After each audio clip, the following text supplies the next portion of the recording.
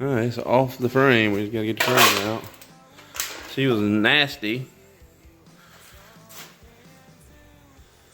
And we'll do the frame, we'll do the body, and put it all back together. Alright, we got most of the funk sprayed off of it. We's gonna get it stripped, get the axles out and springs and all that, and get a line up sandblasting this frame and get a good primer on it and reshoot it, put it back together, slide it back under the truck after we get the body work done on it. Yeah, she was nasty, but we got her sandblasted down, flipped it over, and done both sides of it. We got a nice red oxide primer on it now. We're gonna let this dry, and then we're gonna get it in the booth, and we're gonna shoot this thing base clear, just like the body is.